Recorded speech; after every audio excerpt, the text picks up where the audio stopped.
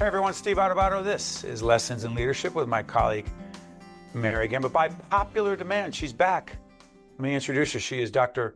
with a PhD, Regina Foley, also with an MBA. I mean, how many degrees does she have? She has a lot. She's president of specialty hospitals and clinical services and chief nurse executive at our partners at Hackensack Meridian Health. Good to see you, Regina. Hi, Steve. How you doing? I'm doing great. Regina, I got to ask you about this. PhD and the MBA, what, in your spare time? The being a nurse is in my bones. I was raised to be a nurse, went to school to be a nurse, right out of high school. I'm an OR nurse by background. So as that world evolved, I'd had a degree, a bachelor's degree, but my colleagues nationally were getting MBAs because at that time, was a couple of months ago, nurse leaders in the OR were negotiating contracts and working with vendors in order to consign goods and to get products in for our patients. So I thought, well, I should be doing that too, so I could, be commensurate with my peers, obviously proud of where I work. And I wanted to make sure that we had, the best surgical services available known to mankind. And getting that degree, the MBA was pretty formative. And then the kind of part B was to getting a PhD. It was a terminal degree. It was a bucket list item for me. It wasn't really. Yeah, it wasn't required in my job. It not like we're required to have it, but I felt that the most noble profession known to mankind are physicians, and I was working really strongly and very collaboratively with them. And I thought I want to be able to go toe to toe from a research perspective, understanding the process, understanding what evidence-based care was, and the only way I could really speak to it is if I knew how to do it myself. So there was a program right here in the great state of New Jersey that I went to, and had amazing faculty, and that's how I landed with those credentials. Good stuff. Before Mary jumps in, your passion for nursing comes from anyone you knew? Anyone you knew who was a nurse? Exactly. Yeah, I was raised, my mom was a nurse, and it was she was a home care nurse. And from a very early time in my life, I remember that landline phone ringing on a weekend or during the week. And she would say, I have to go. And she'd, get her bag and leave. Sometimes on the weekend, I would go with her. I remember going in the patient's homes, and she'd say, you're going to sit right there. Don't move a muscle. You're going to stay right there. And then I saw what she did. I was like, wow, that's really cool. Like, we're going to this house cold. You don't know what you're going to get involved with. And very often it was, maybe an insulin reaction or whatever. And so I saw really early on the impact that a nurse can make. And I think I got it right, really from them. Absolutely. Go ahead, Mary, jump in. Regina, you are inspiring so many people right now. So thank you for that. And one of the things we all challenge ourselves with is really inspiring, motivating our teams. And we know that you are very, very into recognizing your team members, recognizing them publicly. Talk a little bit about that, and why is that important? I mean, in nursing, I could only imagine how long and challenging these days are. You're literally saving and impacting lives every day. So talk about that connection between leadership and the importance of recognizing your team. Well, the action happens at the bedside, and the nurses and the caregivers are at the bedside, routinely day to day, not me. So I feel like my background or respect and appreciation had done it myself. And if I can be helpful in either inspiring or recognizing excellence, showing appreciation and admiration for what they do, the nurses never leave the patient. They're with the patient all the time. Then they're part of the caregiving team. It's not just simply the nurse, but the very natural, the recognition or saying thank you or personal note. Or how about the social media stuff you're doing? Tell folks. So you carry your phone around with you? You never leave home without it, right? The phone.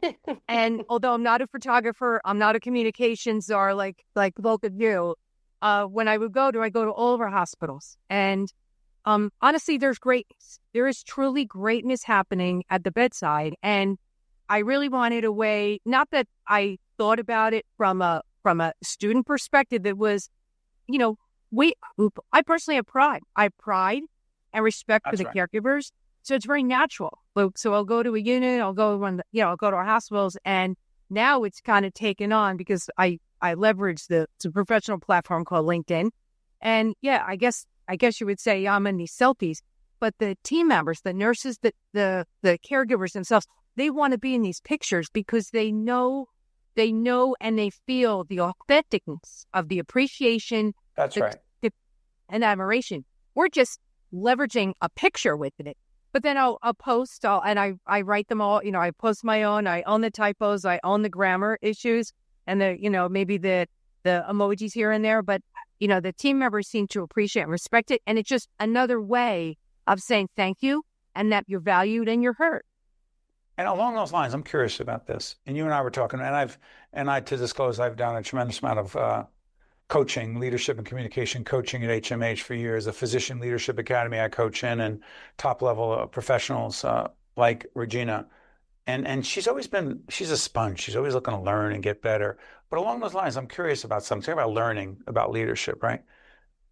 Bedside as a nurse/nurse leader, bedside leadership compared to C-suite leadership. Your turn. Go ahead, Regina. Yeah. Again, the action's happening where the patients are. I work personally myself to work very visible, to be visible, try to get to a hospital at least a week, and not just be an episodic in the door and got to go, take a picture and go, but use it as an opportunity to connect. First of all, to listen, right? You couldn't be a leader without listening, and that's first and foremost. So I don't go there as a talking, hey, this is a new protocol, this is a new thing. Get it?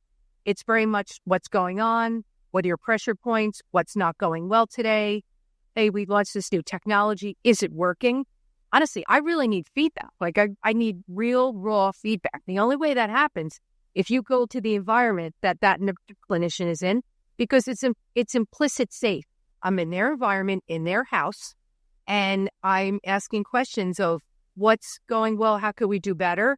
And beyond the technology and taking care of patients, very much the narrative is about them. And first of all, I have natural interest. That milestone in their life, who got recently married, who's back from maternity leave. You have a new baby, show me the picture of the baby. Well, oh, you just had a christening last weekend or whatever it may be. And I don't say that because to check off the box.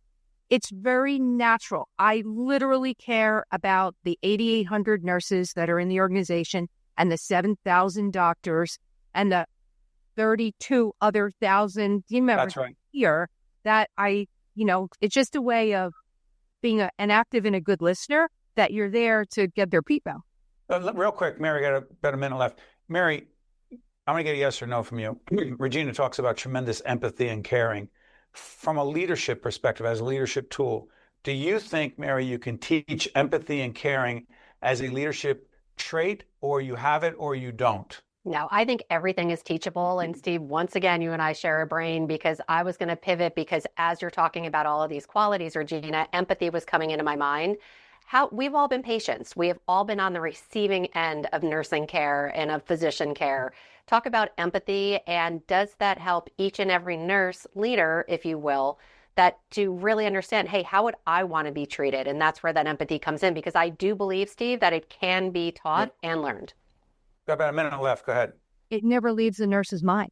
It's a foundational skill that every nurse has. It's natural. It is improved over time with experience and life. But many of our nurses have been patients in their own life and for their family members. So empathy is a pivotal ability that is very natural and authentic, that translates to the patients, because patients know it very quickly. I often hear, get patient notes about an angel, the nurses are an angel, or they were heaven on earth, et cetera. And that certainly resonates well. I've known Regina for well over a decade, and you can't fake it. You may want to practice empathy and caring because you read it in a book somewhere, or you live it as a part of your life. You do it because it's who you are. That's who Regina Foley is every day, and she represents a whole range of other clinical and other professionals at HMH, our longtime partners. Regina Foley, our friend, thank you so much. Keep doing what you're doing. We'll talk soon. Thanks, Steve. You got it. I'm Steve Adubato. That's Mary Gamba. That is a great healthcare leader, Regina Foley. We'll be right back. This edition of Lessons in Leadership is made possible by the Buccino Leadership Institute at Seton Hall University, Prager Metis, Valley Bank, the International Union of Operating Engineers, Local 825, New Jersey Transit, the North Ward Center, Gingoli Construction, New Jersey Sharing Network, Delta Dental of New Jersey, The Helix, Fedway Associates Inc., the Port Authority of New York and New Jersey, Choose New Jersey, and Seton Hall University, inspiring great minds to greater purpose since 1856. This is Mary Gamba. If you want more leadership tips and tools, log on to stand-deliver.com. That's stand-deliver.com. Promotional support for this edition of Lessons in Leadership with me, Steve Adubato, and my colleague Mary Gamba has been provided by NJ.com, NJBIA and New Jersey Business Magazine, CIANJ and Commerce Magazine, and the Meadowlands Chamber and Meadowlands Media. All right, folks, part of our Leaders in Law series, we're honored to be joined by our two good friends. They've been on separately, but we figured out how to get them together. Kevin O'Toole is managing partner at O'Toole Scrivo LLC, and his colleague, partner, and friend, Tom Scrivo, managing partner, O'Toole Scrivo LLC. Hey, guys, good to see you. Good seeing you, Steve. Hi, Steve. Okay, listen, why don't we do this? There's a great spot that was put together a few months back. By the way, O'Toole Scrivo were the lead sponsors of a very significant gubernatorial debate. It's one of the first times I saw this commercial spot. Let's take a look at a commercial that describes the firm, and on the back end, we'll come back and talk about it. As Warner Wolf used to say, let's go to the videotape. O'Toole Scrivo, one of the fastest growing law firms in New Jersey. Relentless expertise, proven results. Kevin O'Toole, 3 decades as a senator, assemblyman, and mayor. Thomas Scrivo, chief counsel to the governor, Bar Association president, famed trial lawyer. 2 leaders, 2 distinct paths, 1 shared vision. Tom and I met first day of law school, and we talked then about forming a law firm. And with that, we said we have to have really smart, aggressive lawyers, folks with really deep expertise with certain disciplines. And we said there had to be an overall achievement of giving back to the community. That's exactly what we've built. We partner with charities, match employee giving, and volunteer year-round. At O'Toole Scrivo, we define success as making a difference. Different paths, 1 vision. O'Toole Scrivo, where expertise meets integrity. So, Kevin, there it is. I know it's only 60 seconds, but beyond that, what year did you and Tom meet at Seton Hall University Law School? August of 1986. 86. Okay. 86. Tom, your first impression or impressions of Kevin O'Toole in law school? It was very odd seeing someone names called out, Kevin O'Toole, and seeing this Korean guy stand up. But putting that aside, we hit it off immediately, and we became instant friends. Sort of got each other's vibe, understood each other very, very quickly. We were both back row people, so we sat in the back row of the law school class while the smart people sat up in front. Father, I'm not buying that. You guys were back. It had to be a strategy in the back row. Kevin, first reaction, thoughts about Tom Scrivo? I mean, look, Tom was obviously very poised, very polished, very together. The rest of us were a little nervous.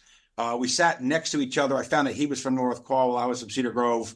And we just had a very casual conversation. And we literally hit it off the first day, some 40 years ago, and haven't looked back. And to Tom's point, we are 2 very different people, very different personalities, but we just meshed immediately. Tom always got me. He's always been an advisor, a consigliere. He's been a dear friend. He's been, at every important event in my life and my family's event, Tom's been there front and center.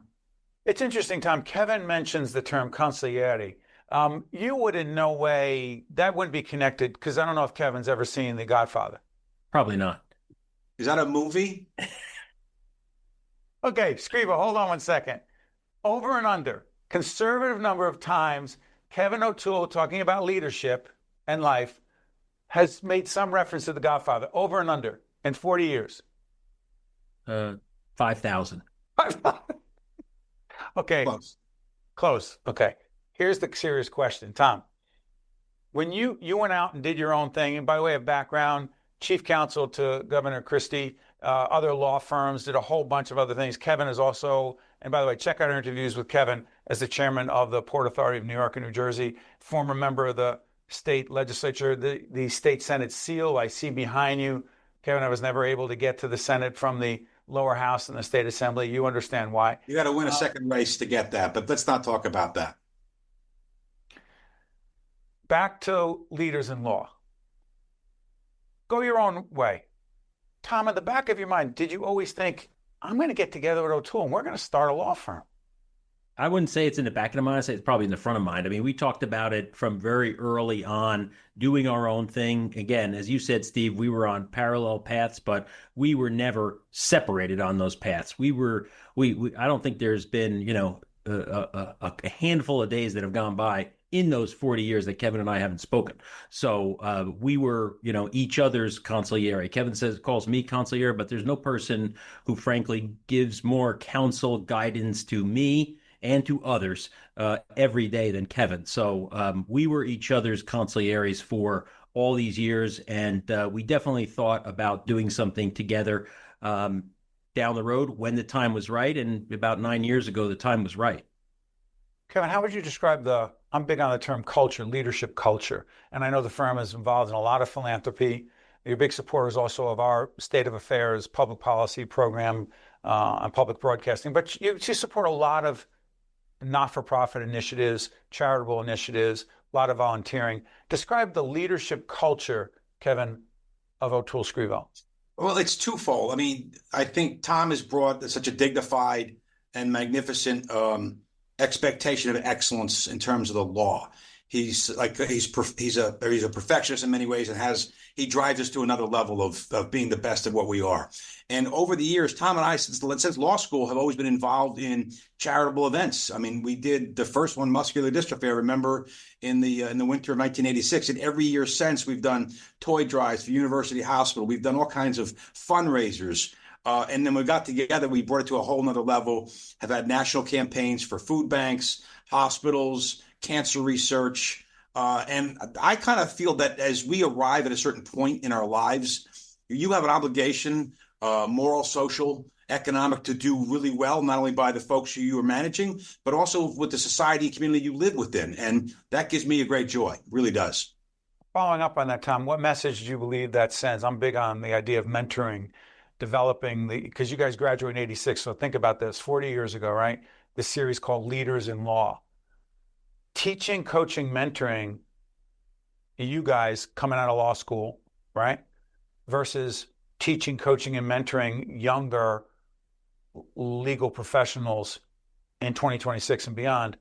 A, how much to what Kevin just described do you think younger people get? A, and B, how the heck do you coach and mentor them? Tom? Well, I actually think that it's kind of easier now to talk about this philosophy of giving more now than even before. As Kevin said, we embarked on this, right out of law school, right in law school, actually started doing fundraising, raising funds for people, the food banks, the toy drives, all that. Students? As students, yes, as students. Go ahead.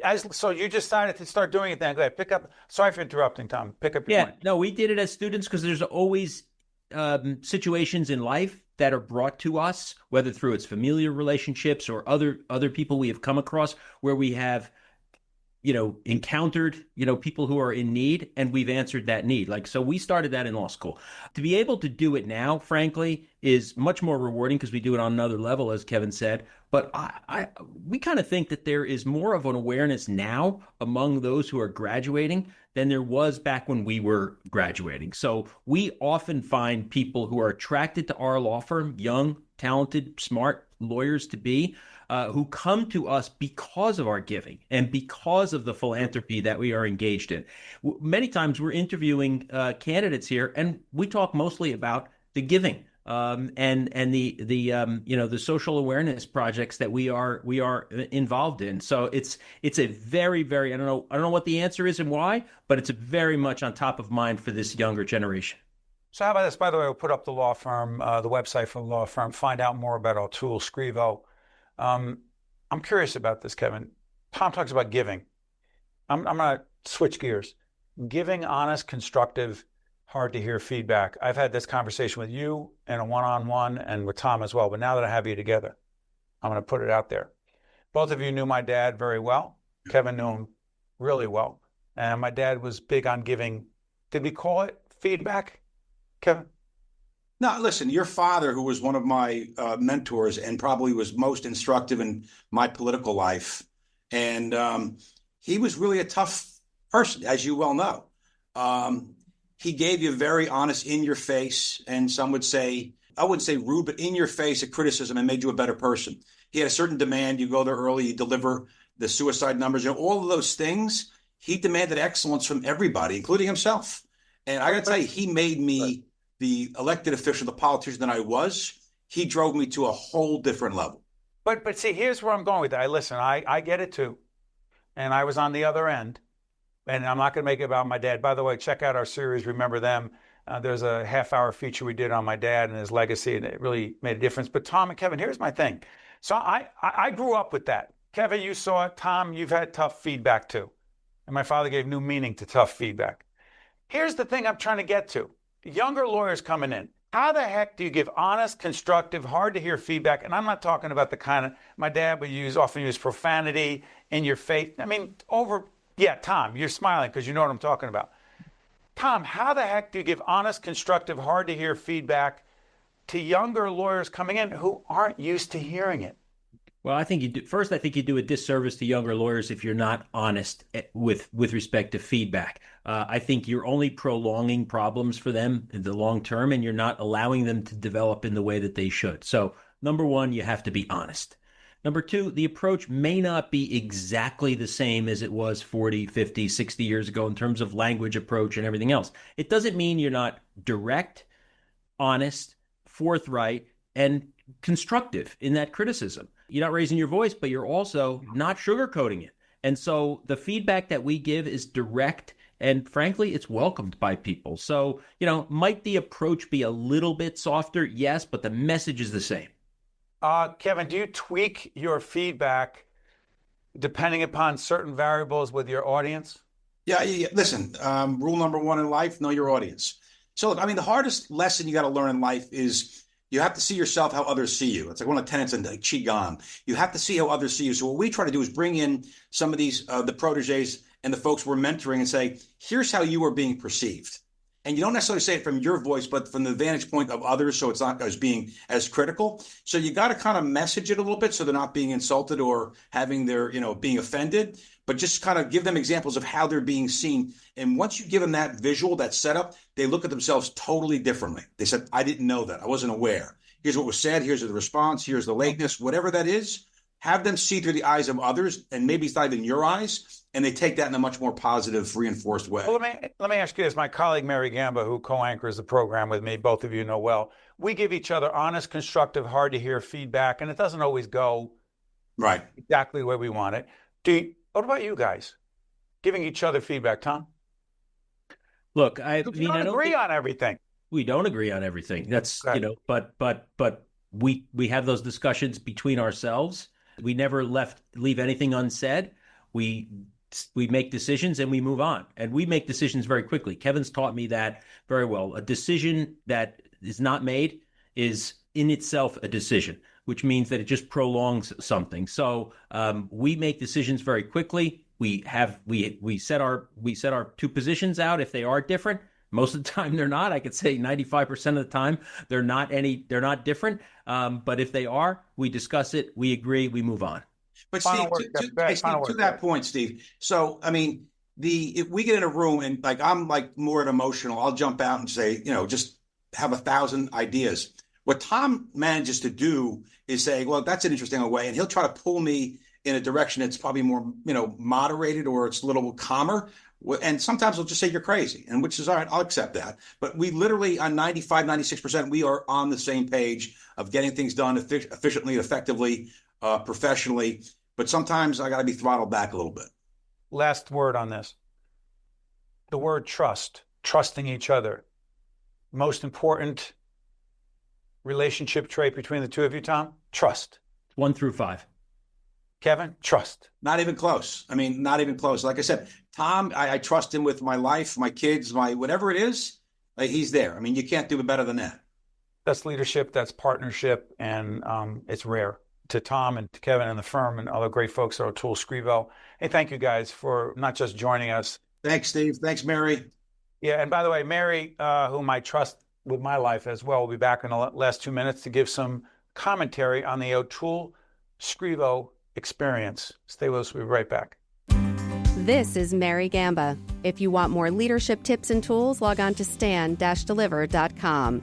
That's stand-deliver.com. Promotional support for this edition of Lessons in Leadership with me, Steve Adubato, and my colleague Mary Gamba has been provided by NJ.com, NJBIA and New Jersey Business Magazine, CIANJ and Commerce Magazine, and the Meadowlands Chamber and Meadowlands Media. All right, again, 2-minute drill. Got 2 minutes left. Mary, what's your biggest takeaway from Tom and Kevin? We talk about the importance of relationships, partnerships, and working together, that dyad leadership, and just seeing how if anything, it's almost better if you don't have two identical personalities. You and I feel are a great balance, that yin and that yang of, it's so fun to watch, to see when it clicks and when people recognize that in each other. So for me, that was what two people are capable of doing. Convening, bringing together, and then having that vision. That was the biggest takeaway for me. About 40 years ago, they meet in law school at Seton Hall, one of our longtime partners at Seton Hall University, in the law school. And somewhere, not even the back of their minds, in the front of their minds, they knew that one day we'll be together as business partners and always remain friends. That's rare. It's rare, and I truly believe in leadership. If we are more open to seeing those opportunities, to being open to, hey, there may be something different about this person and we could do something great together, I think the world would be a better place. But along those lines, in the minute we have left, I'm curious about one of the ways partnerships work well is when each participant in the partnership acknowledges that not only don't they have all the answers, but they're curious to know what the other partner thinks and knows that they're better by being aware of that, as opposed to, I got the answers, I don't need you. And that's hard. That is very hard to do because we are all by nature very independent creatures. So the more that we can lean in and see what we can learn from somebody else instead of trying to instill in them what we believe they should believe, I think it's just amazing. So. Last thing, sometimes I know, we'll say goodbye, Elvin, I get it. Sometimes it's out of insecurity and fear that we don't acknowledge that we don't know. Not that we really do think we know. It's that we're afraid to say we don't. Hey, I'm off my soapbox. That's it. For Mary and myself, we have a great partnership. O'Toole and Scrivo have a great partnership as well. They've just been around longer. We'll see you next time. This edition of Lessons in Leadership is made possible by the Buccino Leadership Institute at Seton Hall University, Prager Metis, Valley Bank, the International Union of Operating Engineers, Local 825, New Jersey Transit, the North Ward Center, Gingoli Construction, New Jersey Sharing Network, Delta Dental of New Jersey, The Helix, Fedway Associates Inc., the Port Authority of New York and New Jersey, Choose New Jersey, and Seton Hall University, inspiring great minds to greater purpose since 1856. This is Mary Gamba. If you want more leadership tips and tools, log on to stand-deliver.com. That's stand-deliver.com. Promotional support for this edition of Lessons in Leadership with me, Steve Adubato, and my colleague Mary Gamba has been provided by NJ.com, NJBIA and New Jersey Business Magazine, CIANJ and Commerce Magazine, and the Meadowlands Chamber and Meadowlands Media.